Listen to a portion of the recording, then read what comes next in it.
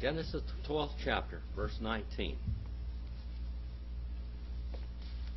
We have Abraham here we're dealing with, don't we? And Abraham a lion. He's a liar, isn't he?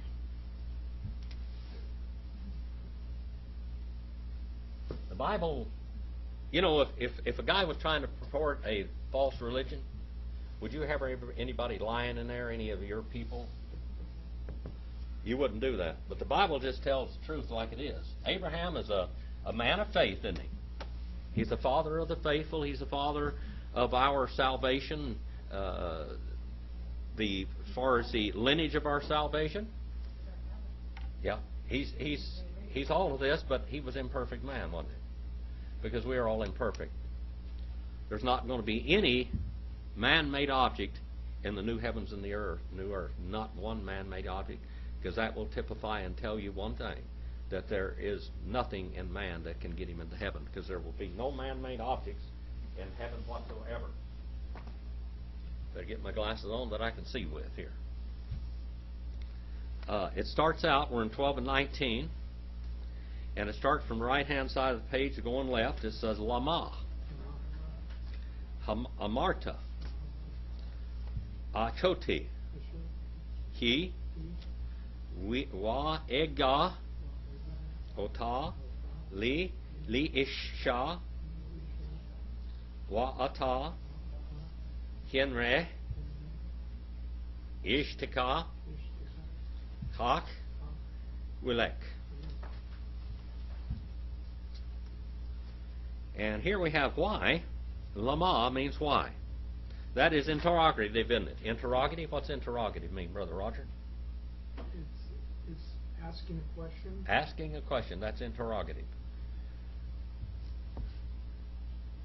Rotoo in Greek, to ask a question, to interrogate. He's interrogating, why have you said? Second person masculine singular, cal perfect. What's second person masculine singular in person? Who is that? Who is that, Roger? So, second person is he. Okay, let's look at this. Masculine. Okay, first person is what? I. Second person is what? You. Okay, third person? He, she, or it. He. But there's no it in... No it in Hebrew. Okay, and that's singular.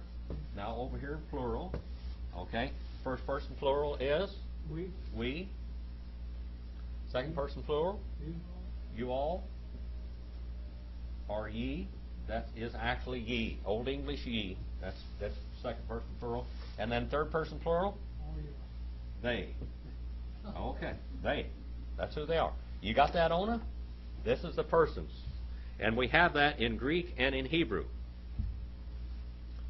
Why have you said? Second person masculine singular. This is an interrogative. And it's cal stem and it's perfect tense. What's perfect tense mean? It's done.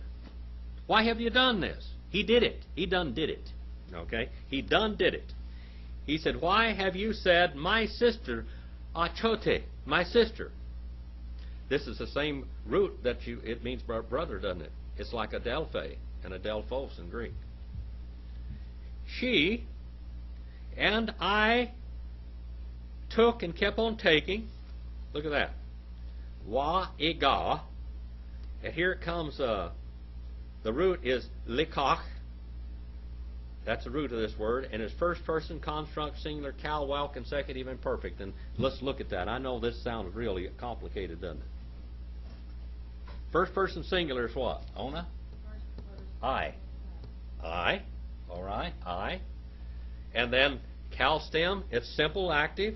And wow, consecutive, and perfect, Brother Roger. It's an action of taking and continuing to take. He took and continued to take. Ota. Ota is her. That actually is an et with a suffix on it, isn't it? All right. Took her, le, to me, a preposition with a suffix on it also. To me, le ish sha. Le ish sha. That le on the front of that is what, Brother Roger? It's not preposition, it's the other one. Well, no, it's a preposition here. Oh, It's a preposition here. Okay.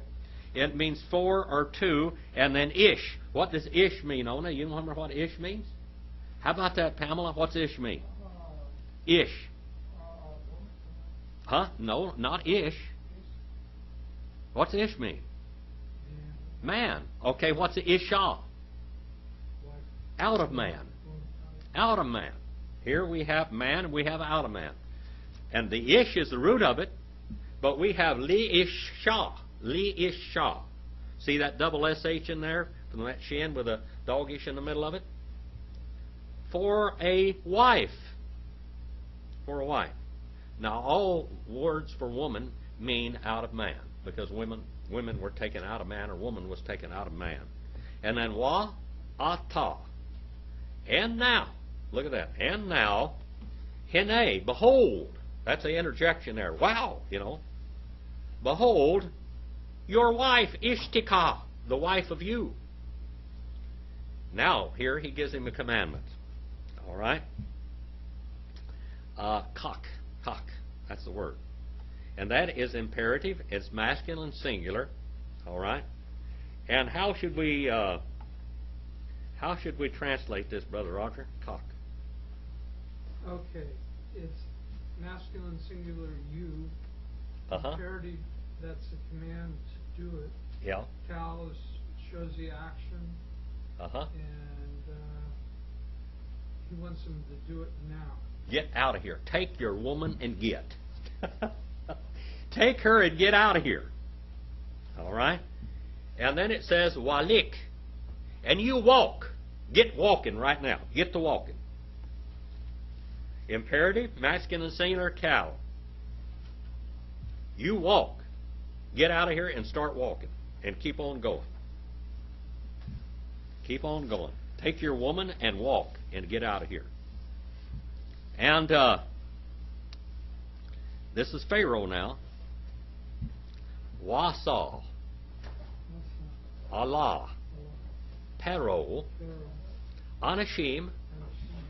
Why Shalehu. Ota. Waeth. Ishto. With. Call. Asher. Lo. Let's look at some of these words now. These Hebrew words. From right to left. Wasa. What's on the front of that word, Brother Roger? Conjunction. That's a conjunction. Page 253. It's wa. That's what it looks like. Just like that. That's what it looks like there. That's a conjunction. Okay? Wa. And this conjunction is also impregnated, bounded with what? A verb. Okay? All right? Wa saw. It is third person masculine singular. So what's third person masculine singular, Pamela? He. He. All right, third person masculine. He. All right, he. And then we have PL stem. What's PL stem tell us? With force. He's mad. PL stem, he means he's really aggravated, and this is intense. This is intensity. And he commanded with great force. He was screaming here, people. He's hollering. He's mad. See, you don't see that in English, but you see it in the Hebrew. Okay? Beautiful. And then while consecutive and perfect. Pamela? While consecutive and perfect. Tell us about that.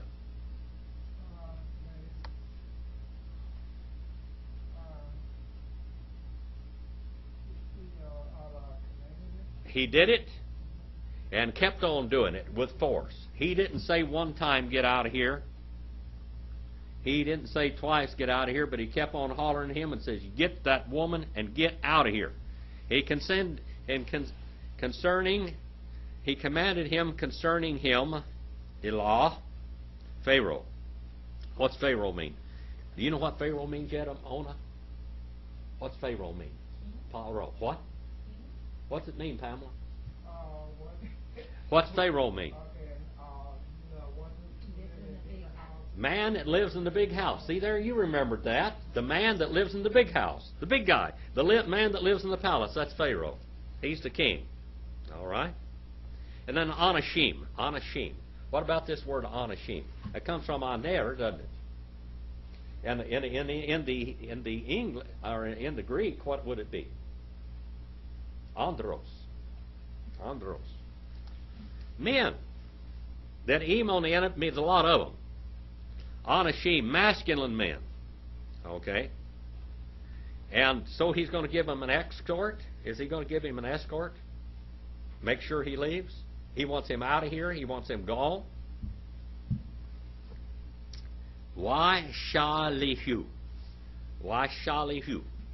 That wa on the front of it there, that is a conjunction. And then yishalihu, that is third person masculine plural. So who is this? Who's third person masculine plural? Look up here at the little diagram. They, third person masculine plural. Maybe you don't understand English when you come to these classes, but you begin to understand English better than you ever understood English before, because you never understand English until you study a foreign language. That's what gets your English together. Because English language is not inflected, is it? You have to use all of these adjectives and adverbs and pronouns and everything to explain. And in one word, in Hebrew, you have a whole sentence sometimes. In one word. Let's look at this one word. Why shalihu? And they sent away. How did they do it? PL stem. Now, what's PL stem mean on it? What's this PL stem? Violence, intensity. They're mad. They're empowered with hate or force or anger. All right? Yeah. The PL stem. PL stem. PL. Remember, PL means force. You know how that Cain killed Abel? What kind of stem was it in, Brother Roger? PL stem. With hatred and anger, he killed. He stabbed and stabbed and stabbed and stabbed. He didn't stab him one time. Cain cut Abel to pieces. He slit his throat. He sliced him inside and out. He chopped him to pieces in the PL stem with intensity. And they sent him away with great intensity and kept on sending him away.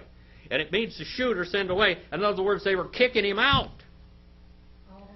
All the way to the border of their country. It's like shooting an arrow, and it's like kicking a football. And I think that they were prodding those camels along.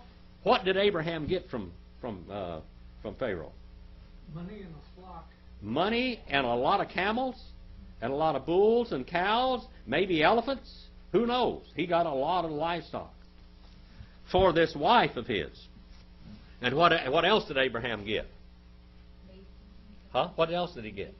Maid servants and what else, Brother Roger? He got a wife.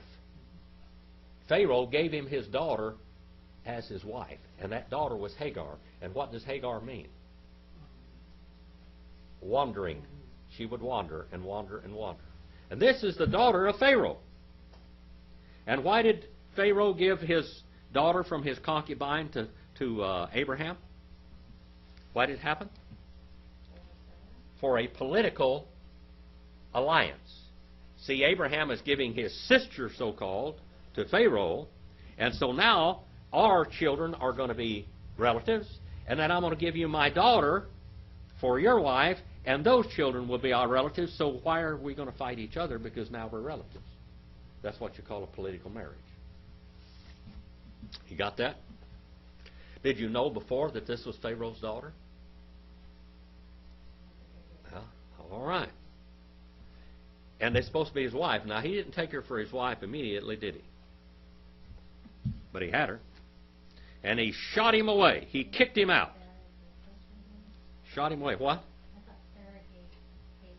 Well, she was Abraham's, but he let her be Sarah's servant instead of his wife. She was Sarah's servant. He gave her to Sarah instead of taking her for a wife. And then otah means to him, sent him away with force. That et there, that's the sign of the direct object, and then we have a suffix on the end of it. Him, third person masculine singular suffix. And then we have another conjunction, and then we have another sign of the direct object. And we translate that, and Ishto, his wife. Ishto. And call all things. Now you have a practical subject there. It says all there, Brother Roger, but it has a practical subject which means all things which to him, that he gave to him. He didn't want anything back from Pharaoh because, or he didn't want anything back from Abraham because Pharaoh thought it was poisoned. He thought it was cursed. Waya'al Abram Memitzraim Hu Weishto we call Asher Lo Wilot Imo Ha Negba. You like that? You're saying this with us, Ona? See, you'll look at that and pretty soon you'll be able to pronounce it also. Believe it or not. You'd be surprised, won't you, Pam? Pam didn't know a bit of Hebrew when you came in here. Now she can answer these questions about grammar and everything. Why ya'al? All right. This root here on this thing, and he went up. It's third person masculine singular, cal, wow, consecutive, and perfect. He went up and kept on going, Abram. What's Abram mean, Pamela? Abram. What's Abram mean? Remember that one? How about that one? Ona, you remember what Abram means? Abram? How about it, Brother Roger? Exalted Father. Exalted Father. All right. Mem Mitzrayim. Mem Mitzrayim. Mem there on the front of that is a preposition, isn't it? It comes from man, and it means it's in the oblative case in it. And oblative means what? A case of origin. He sent him out from Mitzrayim. Mitzrayim. Brother Rogers, what's this Mitzrayim? Land of red canals and red banks. Okay, land of red mud and canal banks. Because why? Because Egypt was an irrigated land. It was irrigated land and irrigated from the Nile, and they had all kinds of little devices and canals and irrigation ponds and everything to irrigate this land. And they didn't depend on rainfall, did they? They depend on solid irrigation. So they were the best place in the world. I mean, all through the Middle East, they depended on dry land farming, like they do in the Midwest. Well, in the Midwest and in the sometimes in Texas and Oklahoma, they depend on dry land farming. They go out there and plant wheat and expect God to rain on it, or expect it to rain, and the crop comes up and they go out. They don't have to do anything. They just go out there and it's dry land farming out here, boy. You got to fight the weeds and everything else. Of course, they got weeds back there too, but that ground back there, you can dig in the ground. Only you ever been back in Oklahoma and Texas? Okay. Back there, when you've been there, Brother Roger, you lived there. You owned some land there. You dig down in that clay, and what do you find about a foot or two deep? Well, sometimes rocks, but you find mud. Underneath that, there's a lot of rainfall, and you get a crust on top of it, but down underneath, there's moisture. And that clay, this seals it in, that moisture does. And you plant cotton down there, and the roots go down, and they find that water, and they grow, and they grow, and they grow. Dry land farming. Well, Egypt was not dry land farming. Egypt was irrigated lands. From Mitzrayim, the bulwark, the canal banks, and land of red mud and canal banks. And then it says he, that's the third person pronoun there, by the way, that he. And it can be masculine or feminine, according to what ending it goes with it. And then Wa'ishto, and his wife. And all the things we call, and all the things which to him. And then look at this other character. Look at this other character down here. That is the third line down, almost, and the third word from the right. See that word, Ona? It's wilot. Wilot. Wilot. What does wilot mean? Wilot. Wheeloat. Brother Mike, what's wheeloat mean? Wheeloat. Loat. Loat. Loat. Loat. L-O-W-T. Loat. Who is that character? Pamela? Loat. Who is Loat? Yes, it does. It means secret or dark or hidden. And that's what Lot's name meant. Here we're talking about Lot. Lot's name means secret, hidden, or dark secrets. That's Lot. Lot. And then M-O. M-O. What about M-O here, Brother Roger? With. Yeah. With him. Okay, you're going to see too. And then Ha-Nigba. Ha-Nigba. 13 and verse 1. Genesis 13 and verse 1. And what does Ha-Nigba mean? Ha means what? It's a definite article. Okay, that's the. And it means south country. That's what it means. South country. The south country. The south country. 13 and verse 2. Wa Abram. Kabed. Meod. Ba Migneh. Ba Kiseth. You ba za Abba. Aha, that is. You ba za hab. And Abram. Kaved. What's that word kaved there means, Brother Roger? Well, it's like a derivative of money, right? Yeah, that's right. So it's indicating that this guy's rich. He had silver fingers. Yeah. Yeah. In the book of James, it calls those rich guys gold fingers. Here we got silver fingers because this is silver. That's what it's talking about, silver money. And money was actually in bars and coined way late back there. Way early in the land. And so he had a lot of coins. He had a lot of coins. My friend that I used to work with in slop wagon, that's a garbage truck. When I was a young man, I'd go out there and work on a garbage truck and be out there from 2 o'clock in the morning going picking up people's garbage. And we'd go through all that garbage because sometimes we'd find kasef, silver and gold. Watches. People would throw away things in their garbage. Is that in Bakersfield? In Bakersfield, yeah. We go up there in that rich neighborhood, and some people go in there when somebody die, and they just go clean house and start dumping the drawers in the garbage can. I made more money digging in the garbage cans than I did on that route. I got $15 a day, and it was hard work. I worked from 2 o'clock in the morning till about 9 o'clock, 10 o'clock.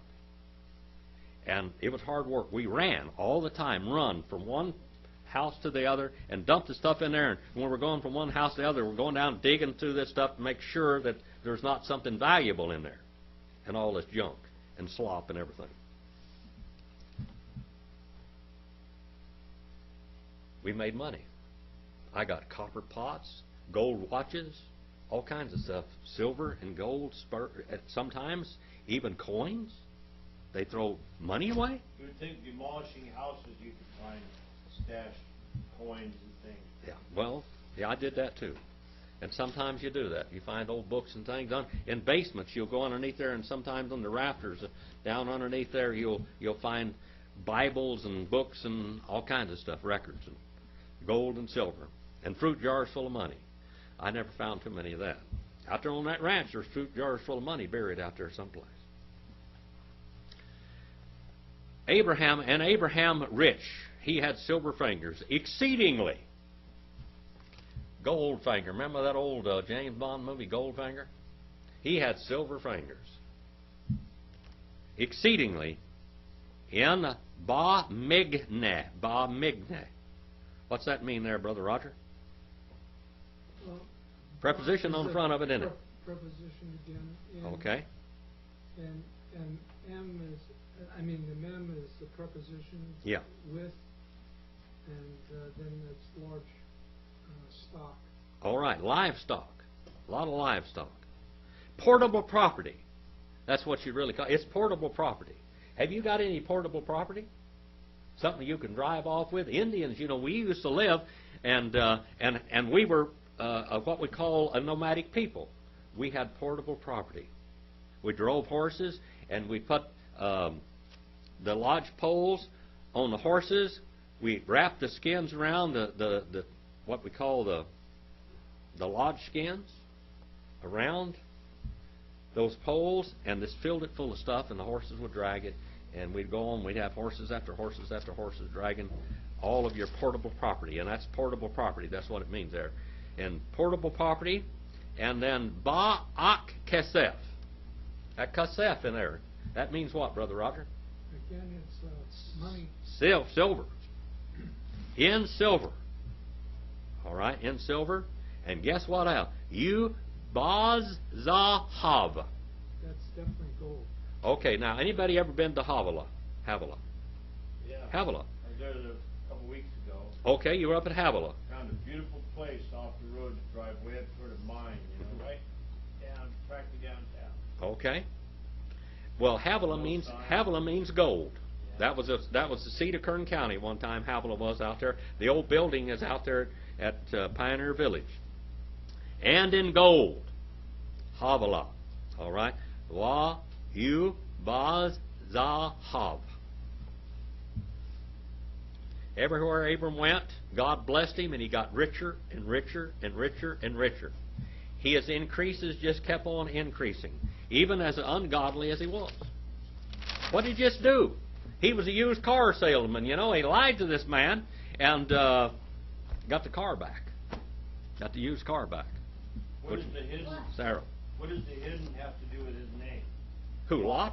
Yeah, the hidden. Lot just means hidden. That's what his name means. It means hidden, dark, secret. With Lot's character in some way? Well, I guarantee you, when he went down there at Sodom and Gomorrah, they didn't know he was saved. That's right. He was a fifth column. Secret.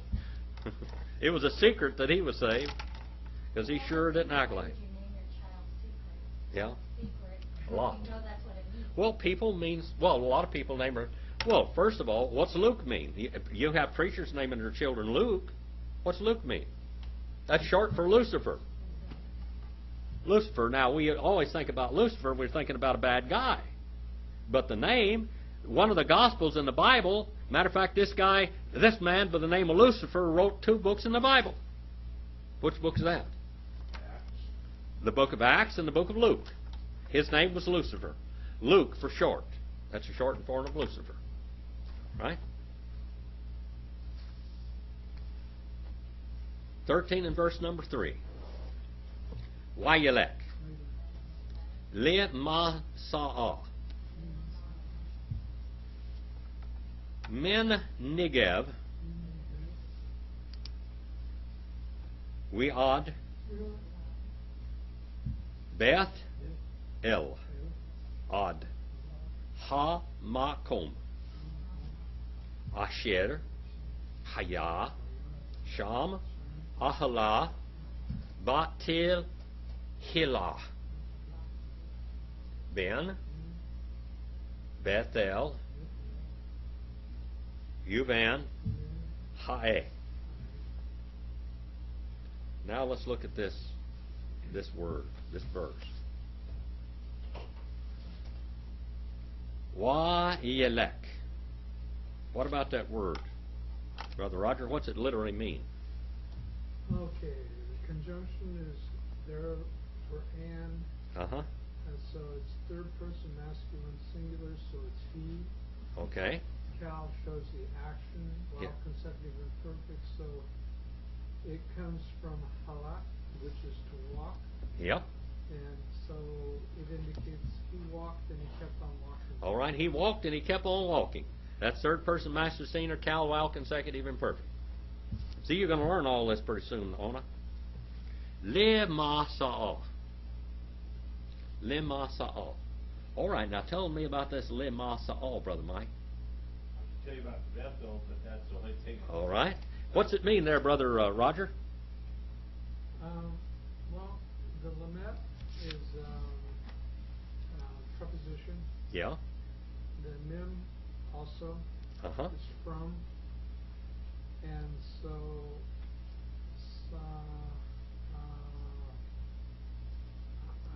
I don't know that word. But is it like the resting stops? Yes, it's a rest stops. Yeah. He went according to rest stops. From rest stop to rest stop. He went from rest stop to rest stop. Do you have rest areas out here? Do we have these rest areas? They have restrooms and they have trees and picnic tables and all that stuff. Well, back here, these rest areas, they would go so many miles a day and they'd go to a rest area, and these rest areas were places of safety. They had water, and they had a fenced area many times. And what was Joseph and Mary looking for when they went to Bethlehem? They were looking for a rest area. Now, a rest area, let's look at it on the board up here. Here, now it can be like this. It can be round or anything like this. They can use this at a foot of a hill or anything. It could be like in a canyon. They would have walls around here, walls. Okay, now some of these rest areas, they were a little better. Down here is where all of the common people would stay with their cattle. They'd take out there and throw blankets out on the ground and maybe sleep up with their head against their camel or something like that, or a sheep or whatever, and they'd be in here in little areas in here, little areas. And then if you had money, you were up here, they had apartments, okay? And all around here, in some places, they would have, if it was a mountainside, it was caves back in there. And all different kind of caves. Or if it was a rock, if they built this out of rocks, we had little apartments back in there, and they was just like cave areas where maybe they'd have a tarp over the front of it, or blanket or something over the front of this rest area. You could go in there, and you had privacy. And they would have little areas where you could cook, little fire pits and things. So this is what we call a rest area. How many of you knew this? They went according to rest areas. All right? Rest areas. This is what we call biblical archaeology and customs, manners and customs of the Bible times. This is all about it. This is what it's all about. So this is a rest area. When Joseph and Mary were looking for a rest area, they couldn't find, because there was no room in the rest area. They were all filled up. So they went out there in Bethlehem, up in the hills, and there was a cave up there where people kept their cattle.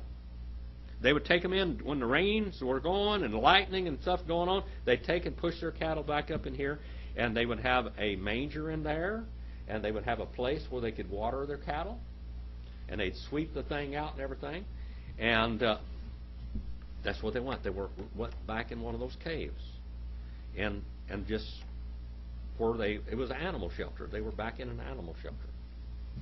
It wasn't a barn. It was an animal shelter in a hole in the wall, in all of a canyon. I've seen those there in Bethlehem. They went by rest areas. Okay, rest areas. When I was very young, we would go back to Oklahoma. When I was young, we'd go back to Pauls Valley and Duncan and Marlow, and we'd visit my family back there.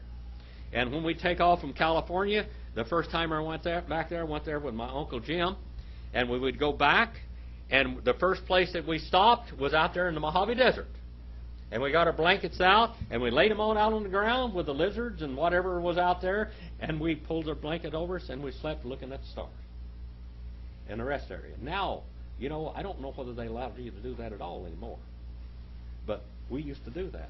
We'd get sandwiches out, we'd get a loaf of bread or whatever, some peanut butter, if we could afford anything like that, some bologna, mayonnaise, mustard, whatever we had, or butter, or lard. You know how many lard sandwiches I ate when I was little? Lots of lard sandwiches. Lard is greasy. Of course it is grease. You slice a piece of lard and you put it between two biscuits like that, and you got something to help it go down the hole with. I mean, it greases the hole as it's going down your throat. It doesn't sound very appetizing today, but I tell you what, when you're hungry, that's pretty good. We'd go from rest area to rest area. And then it says Men Negev. Men Negev. What does that mean, brother? That, you know, they still use Negev for the South Desert. Yes, the Negev. The Negev. So he went to the Negev, to the South Country. From the South Country, that is. And then Weod. We is a conjunction. page 253 in Brown, Driver, and Briggs. And then it says, I got to write that down. I don't have it written down. And odd. Odd means what? Odd is like an adverb of place. Unto. Unto Beth-el. Beth-el. Beth. What's Beth mean? House. House. El. God. God. House of God. Bethel. All right? Bethel. I used to preach in a Bethel Missionary Baptist Church a long time ago. Bethel Missionary Baptist Church and New Bethel Missionary Baptist Church. Different ones. Bethel means the house of God. Odd, and what does that mean, Brother Roger? Adverb of place. Adverb, a place as far as ha-mekom. The place, as far as the place, which, Asher, a particle of a relative particle there, a particle of relation, and then haya. Look at this word. Haya means what? What about that word, Pamela? Conjugate that haya for me, would you?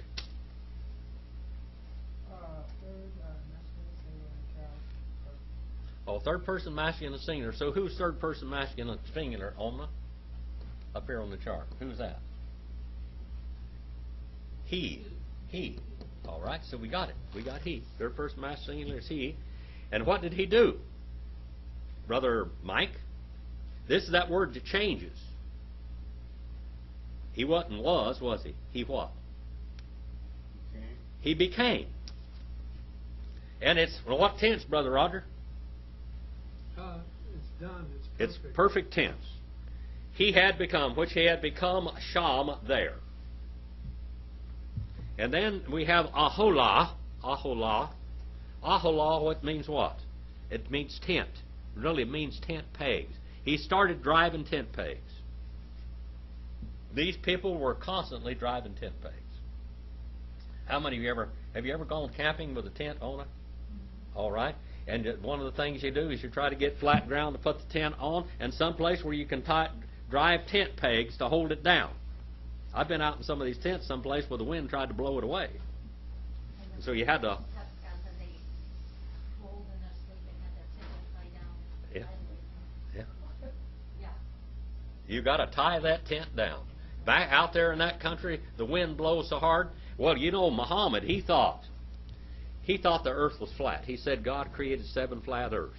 That's all. He believed the earth was flat because the Catholic Church thought that the earth was flat during his period of time that he lived. Back there from 570 to 623 A.D., he thought that the earth was flat.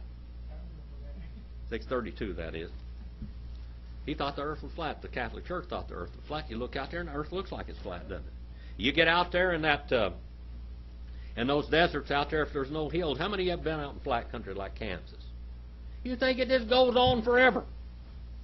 Just on and on and on forever. And it looks like it's flat, looks like the earth's flat, doesn't it? Muhammad thought that God put mountains on the earth to hold down the ground so it wouldn't blow away. To hold it down. Like rocks holding down the tent. Or when you go out and put some kind of blanket on the ground, you have to put rocks sometimes when the wind's blowing to keep it from blowing away. He thought the earth would blow away if it didn't have these mountains to hold it down. His tent pegs. A man of tent pegs, a lot of tent pegs. A lot of tent pegs, a lot of gold and a lot of silver. Huh? In beginning, Ba-te-hilah. In beginning, between, bayin. Bayin means what, Brother Roger? That means an interval. Interval. Between, an interval between Bethel, the house of God, Uvan, and another interval, Ai. We know where Ai is later on. We find about this Ai business, don't we? Okay, 13 and verse 4. El Mikom.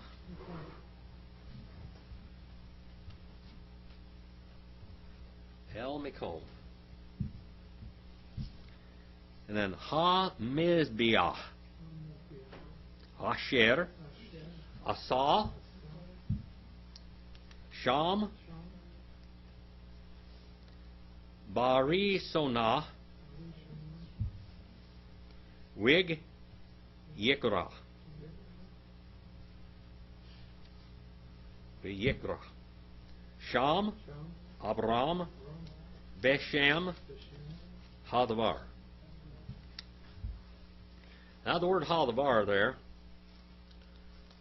is not what that word means. Now the modern Jews, they say this word is Adonai because they don't pronounce that. I guarantee you it's not pronounced Adonai. And I guarantee it's not pronounced Jehovah, nor anything that we know how to say. El, unto. Now this word El here, what is this? It's not God, is it, Brother Roger? This is what?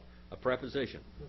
Page 40 still, same place in Brown, Driver, and Briggs. And then Mekom, it means from the place. Unto, from place. Ha-Mizbeach, from the altar. What altar? Who built an altar in Bethel? Abraham built an altar in Bethel. The altar which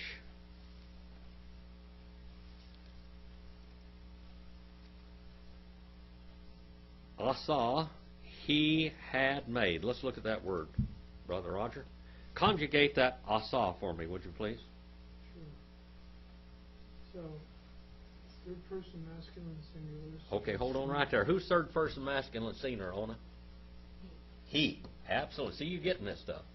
All right, he did what? So it shows some action from the cow. Uh-huh. And it's perfect, so it's something that's been accomplished. He had made. What did he make? An altar. Sham. What does the word Sham mean?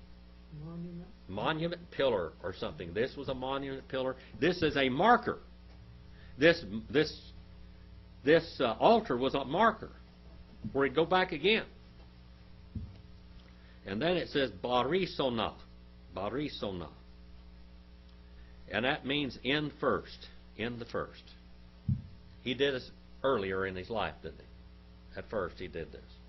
And he would go back to this altar and he would pray and seek the face of God again.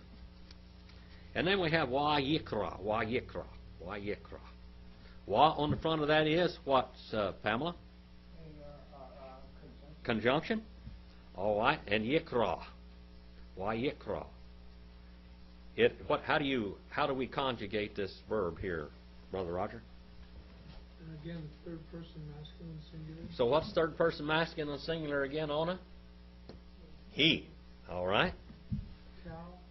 Cal stem. Cal stem is what? Simple, active, and then wow consecutive imperfect. What's wow consecutive imperfect mean? So he did it and he continued to do it. Okay, he called and he kept on calling.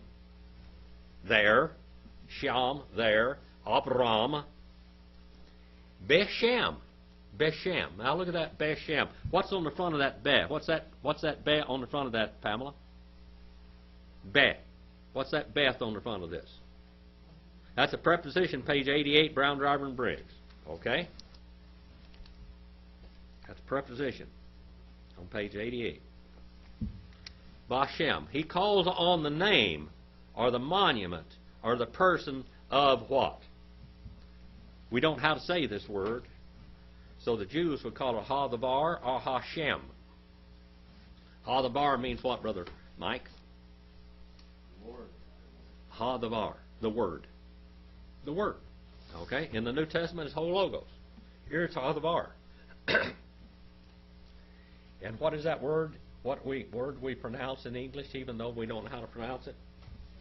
That's Jehovah. That's Jehovah. So he keeps on calling on the name of Jehovah. There. He goes there to meet Jehovah. And he's asking Jehovah questions. 13 and verse 5.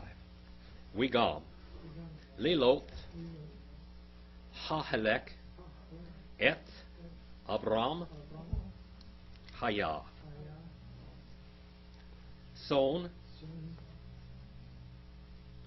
You bakar. We ohalim.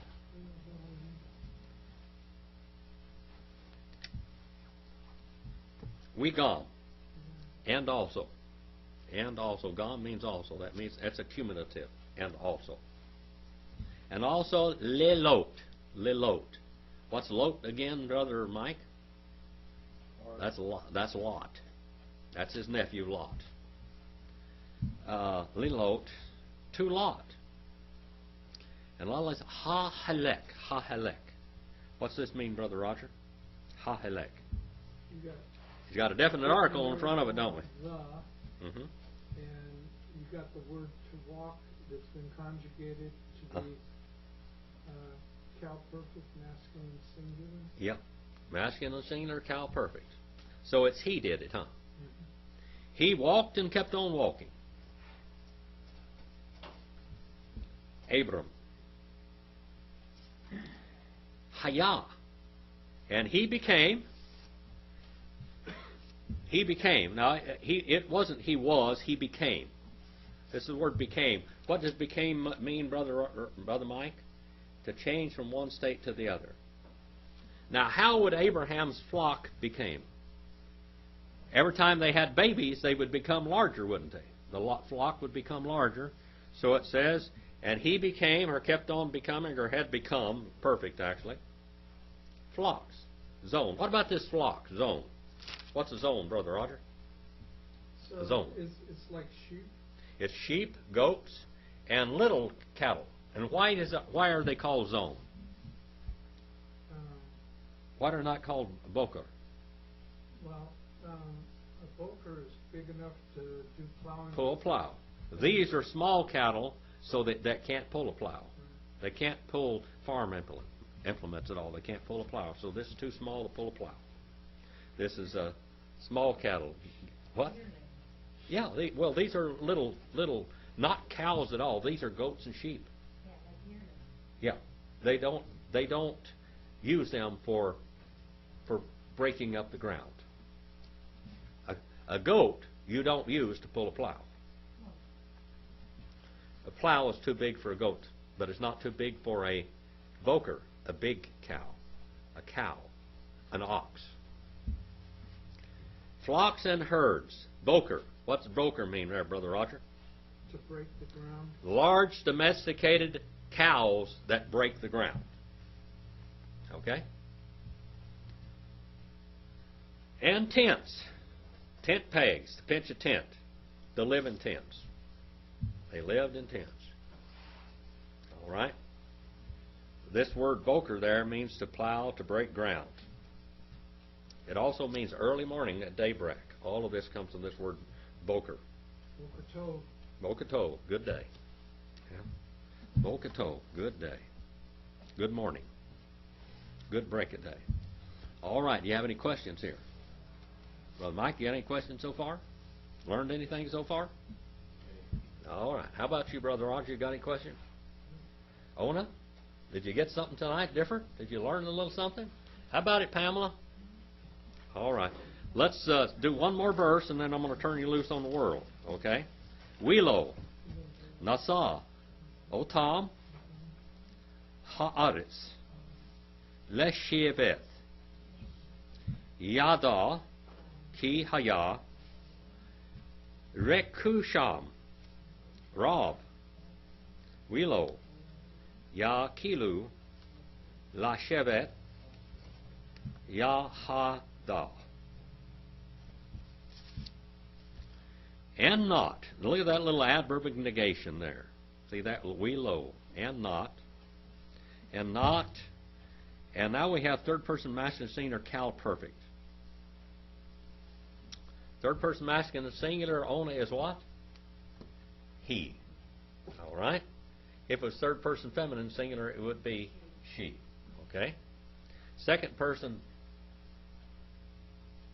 would be you, singular.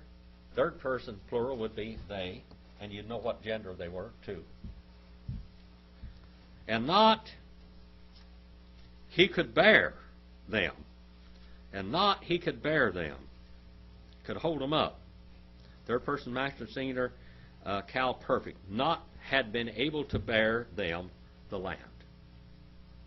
All right, now we have third person masculine singular, but in grammatically, what should it be, Brother Roger? Feminine. Feminine, but it's masculine. Because the earth is feminine. Because the earth is feminine. But who's bearing up the earth? The Lord. The land, ha'aretz, the land. And then we have cal infinitive construct, and it's la sheveth. La on the front of this word is not a preposition, is it, Brother Roger? It shows the sign of an infinitive. And what's an infinitive? You know what an infinitive is? To be, to go, to run, to jump, to hike, to fly, and to dwell.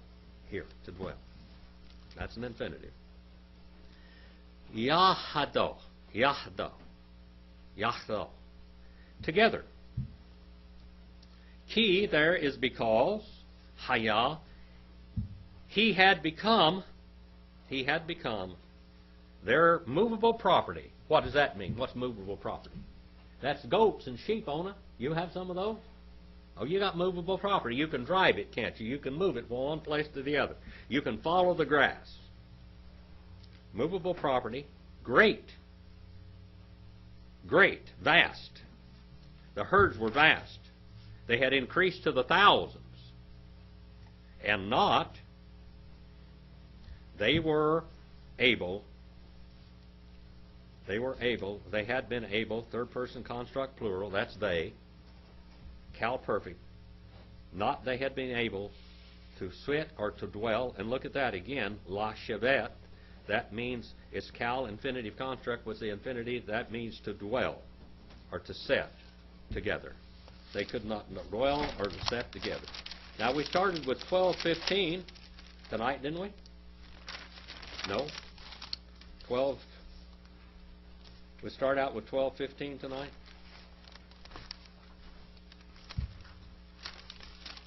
No. 12:19. 12:19. 12:19 to 13:7.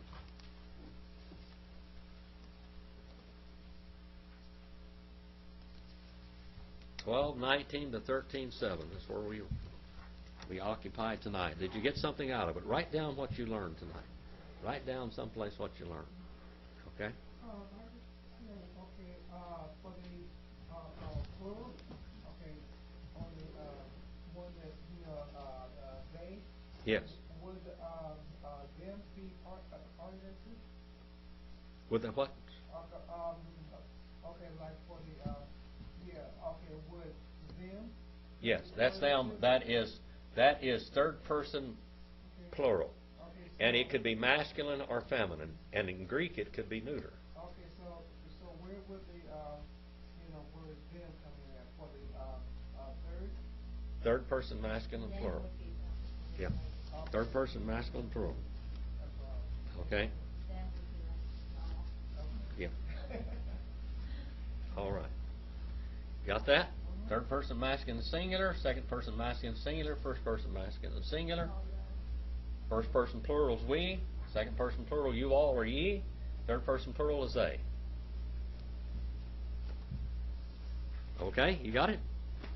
Thank you for your attention tonight. Ona, would you dismiss us in prayer, please?